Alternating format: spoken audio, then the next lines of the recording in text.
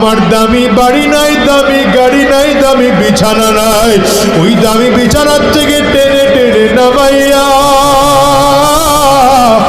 নিচে চাটাই বিছাইয়া শোয়া দিবে। আরে তোমাকে আমাকে একদম পুরাতন চাদর দিয়ে ঢেকে রাখবে।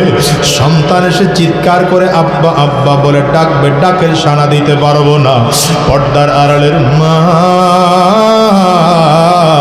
সন্তান এসে মা বলে ডাকবে, ডাকের সাড়া দিতে পারবো না। ওই কলিজার টুকরা সন্তান ওখানে বসে চিল্লায় আর বলে আব্বু জবান খোলো, জবান খোলে না। আব্বু জবাব দেওয়ার মতো শক্তি নাই। একদল লোক চলিয়া যাবে বাজার থেকে কাফনের কাপড় কিনে আনার জন্য, একদল লোক চলিয়া যাবে সাবান কিনে আনার জন্য, একদল লোক চলিয়া যাবে বাঁশ কিনে আনার জন্য।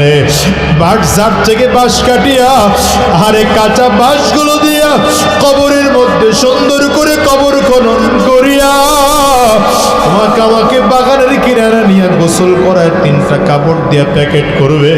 একটা মাথার মধ্যে বান্ধিবে, আর একটা কোমরে বানার, একটা পায়ের মধ্যে বান্ধিয়া জানাজাটা কমপ্লিট করাইয়া 3 জনে ধরাধরি করিয়া লাশ কবরের মধ্যে নিয়ে নামাবে। আরে দুনিয়ার যুবক, যদি চোখে পানি না আসে কান্নার বান্দরে মালিকের কাছে মাপ চাও।